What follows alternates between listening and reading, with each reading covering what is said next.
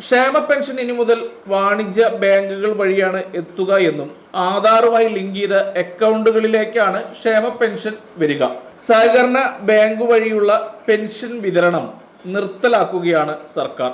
ഈ വാർത്ത വന്നതോടുകൂടി CPM നേതാക്കൾക്ക് എല്ലാവർക്കും തന്നെ ഭ്രാന്ത് പിടിച്ചിരിക്കുകയാണ്. നമസ്കാരം, ഞാൻ വിവേക് ബാലകൃഷ്ണൻ.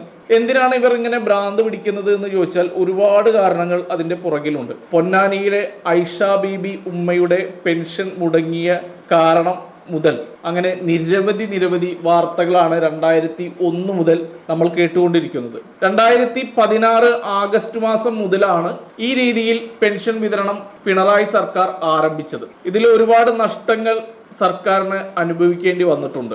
ഏകദേശം 1458 സർക്കാർ ജീവനക്കാർ, ഗസറ്റഡ് ഉദ്യോഗസ്ഥർ പാവപ്പെട്ടവരുടെ പെൻഷൻ കൈപ്പറ്റിയതായി റിപ്പോർട്ട് ചെയ്യപ്പെട്ടു. അതിനുശേഷം 18% പലിശയ്ക്ക് അവർ ഈ തുകയെല്ലാം തിരിച്ചടച്ചതോടുകൂടി പിണറായി വിജയൻ ആ കേസ് ഒത്തുതീർപ്പാക്കി. അതുപോലെ തന്നെയാണ് DYFIയുടെ ഒരുപാട് നേതാക്കൾ ഓരോ സ്ഥലങ്ങളിലും മാസങ്ങളോളം പെൻഷൻ പിടിച്ചുവെച്ച് വർഷത്തിൽ 2-3 തവണയായി ഈ പെൻഷൻ വിതരണം ചെയ്യുകയും അതിൽ നിന്ന് 500 രൂപ കൈപ്പറ്റുകയും ഒക്കെ ചെയ്യുന്ന വാർത്തകൾ ഒരുപാട് നമ്മൾ കേട്ട് കഴിഞ്ഞു. ഒപ്പം തന്നെ പിണറായി വിജയനാണ് ഈ പെൻഷൻ എല്ലാം കൊടുക്കുന്നത് എന്നും പിണറായി വിജയന് വേണ്ടി ജയ് വിളിക്കണമെന്നും ഒക്കെ ഒരുപാട് നേതാക്കന്മാര് ആജ്ഞാപിക്കുകയും അവരെ കൊണ്ട് വിളിപ്പിക്കുകയും ഒക്കെ ചെയ്യുന്ന വീഡിയോ ഇതിനോടകം തന്നെ സോഷ്യൽ മീഡിയയിൽ വൈറലാണ്. അങ്ങനെ നിരവധി കാരണങ്ങൾ ഉണ്ട്. ഇതിൽ പ്രധാനമായും നമ്മൾ മറ്റൊന്ന് മനസ്സിലാക്കേണ്ടത് ഇതൊരു സഖാക്കൾക്ക് മാത്രമാണോ പണി കിട്ടിയിരിക്കുന്നതെന്ന് ചോദിച്ചു കഴിഞ്ഞാൽ അങ്ങനെ ഒറ്റയടിക്ക് നമുക്ക് തോന്നുമെങ്കിലും എന്നാൽ ഇത് കുറെ കോൺഗ്രസ്സുകാർക്കും പണി കിട്ടിയിട്ടുണ്ട്. അതിന്റെ മെയിൻ കാരണം ഈ സഹകരണ ബാങ്കിൽ വഴി പെൻഷൻ കൊടുക്കുന്നത് ഏകദേശം 30 ലക്ഷത്തോളം ആളുകൾക്കാണ്. 62 ലക്ഷത്തോളം ആളുകളാണ് പെൻഷൻ കൈപ്പറ്റുന്നത്. അതിൽ 23 ലക്ഷം ആളുകൾ വീട്ടിൽ നിന്നും പുറത്തിറങ്ങാൻ പറ്റാത്തവരാണ് എന്നാണ് CPMന്റെ കണ്ടുപിടുത്തം. അപ്പൊ അവരിനി എങ്ങനെ പെൻഷൻ വാങ്ങും, അവർക്ക് പെൻഷൻ ഇനി കിട്ടില്ല എന്നുള്ള വാർത്തകളൊക്കെ അവർ അച്ചടിച്ച് ഇറക്കുന്നുണ്ട്. എന്നാൽ വളരെ കിടപ്പിലായിട്ടുള്ള ആളുകൾക്ക് പെൻഷൻ വീട്ടിലെത്തിക്കാനുള്ള സംവിധാനവും സർക്കാർ ഒരുക്കുന്നുണ്ട് എന്നുള്ള യാഥാർത്ഥ്യം അവർ മനസ്സിലാക്കും എന്ന് തന്നെയാണ് കരുതുന്നത്. ഈ പെൻഷൻ കൊടുക്കുന്നവർക്ക് എല്ലാവർക്കും തന്നെ ഇൻസെന്റീവ് കൊടുക്കുന്നുണ്ട് ഒരു തുക. അപ്പോൾ അതുകൂടെ ഇനി ഇല്ലാതാവുകയാണ്. അതിന്റെ പേരിലും കുറെ പൈസ ഗവൺമെന്റിന് നഷ്ടപ്പെടുന്നുണ്ട് എന്ന് മാത്രമല്ല ഇവർ കറക്റ്റ് സമയത്ത് ഒന്നും തന്നെ പെൻഷൻ കൊടുക്കാത്തവരാണ് ഭൂരിഭാഗം ആളുകളും.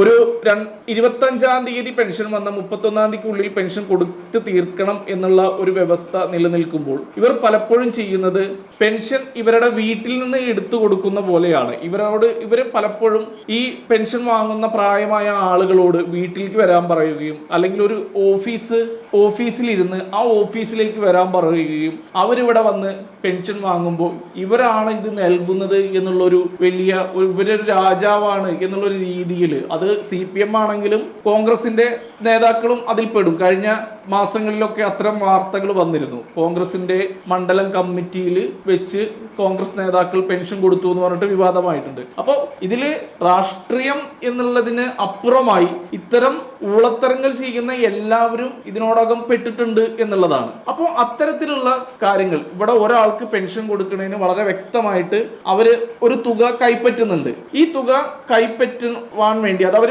പണിയെടുക്കുന്നതിനാണ്. അതിന് പകരം അവരൊരു സ്ഥലത്തിരുന്ന് മറ്റുള്ളവരെയൊക്കെ ഇങ്ങോട്ട് ക്ഷണിച്ച് എന്നിട്ട് അവർക്ക് പെൻഷൻ കൊടുക്കുമ്പോൾ ഇവർ 1 രൂപയ്ക്ക് പോലും പണിയെടുക്കുന്നില്ല എന്നാണ്. അപ്പൊ അങ്ങനെയുള്ള ആളുകൾക്കും ഇത് പണി കിട്ടിയിട്ടുണ്ട് എന്നാണ് ഞാൻ ഇതിൽ നിന്ന് മനസ്സിലാക്കുന്നത്. മാത്രവുമല്ല വളരെ വ്യക്തമായി വലിയ രൂപയുടെ ലാഭം കൂടി സർക്കാരിന് ഇതിൽ നിന്ന് ലഭിക്കുകയാണ്. കാരണം വളരെ നേരിട്ട് ഈ പൈസ ഓരോരുത്തരുടെ അക്കൗണ്ടിലേക്ക് എത്തുമ്പോൾ അതാണ് കുറച്ചും കൂടെ സുതാര്യമായിട്ടുള്ള കാര്യം എന്നാണ്. ഒരാൾ പോലും അവരുടെ പൈസ അടിച്ചു മാറ്റാൻ വേണ്ടി നിൽക്കില്ല, അടിച്ചു മാറ്റാൻ സാധിക്കുകയുമില്ല. അപ്പോൾ അത്തരത്തിലുള്ള നല്ല പ്രവൃത്തി സർക്കാർ കൈക്കൊണ്ടതിന് സർക്കാരിന് ഒരു വലിയ അഭിനന്ദനം അറിയിക്കുകയാണ്.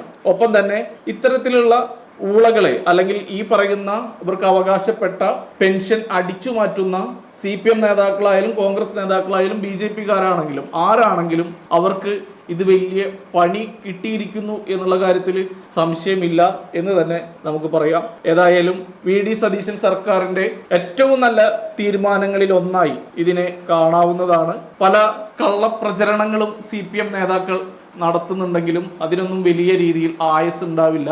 എല്ലാവരുടെ വീട്ടിലും അക്കൗണ്ട് ഉണ്ടാവുമോ, എല്ലാവർക്കും ഈ അക്കൗണ്ട് എടുക്കാൻ സാധിക്കുമോ എന്നുള്ള രീതിയിലൊക്കെ ആളുകൾ അടിച്ചിറക്കുന്നുണ്ട്. ഒരു വീട്ടിൽ ഒരു പാവപ്പെട്ട ഒരു അമ്മയ്ക്ക് അക്കൗണ്ട് എടുക്കണം എന്ന് പറഞ്ഞാൽ അത് എടുക്കാൻ പറ്റില്ല എന്ന് പറയുന്ന മക്കളോ മരുമക്കളോ ഉള്ള വീടുകളല്ല നമ്മുടെ കേരളത്തിൽ. അത്ര മോശക്കാരല്ല നമ്മളാരും എന്നുള്ള ഒരു വലിയ സത്യവും നമ്മൾ മനസ്സിലാക്കേണ്ടതുണ്ട്. ഒപ്പം തന്നെ അയൽപക്കക്കാരനോടെങ്കിലും എനിക്കൊരു അക്കൗണ്ട് വേണം, എടുക്കണം എന്ന് പറഞ്ഞാൽ, ക്ഷേമ പെൻഷന്റെ കാര്യമാണെന്ന് പറഞ്ഞാൽ ആരാണ് നോ പറയുക? അങ്ങനെ നോ പറയുന്ന ആളുകളല്ലല്ലോ നമ്മുടെ പ്രബുദ്ധ കേരളത്തിലുള്ളത്. ഏതായാലും നല്ലത് സംഭവിക്കട്ടെ, എല്ലാവർക്കും പെൻഷൻ കിട്ടട്ടെ, ആർക്കും മുടക്കില്ലാതെ കാര്യങ്ങളൊക്കെ ഉഷാറാവട്ടെ, നല്ല ഓണം ആഘോഷിക്കാൻ അവർക്ക് സാധിക്കട്ടെ എന്ന് പറയുന്നു. നിർത്തുന്നു. നന്ദി, നമസ്കാരം.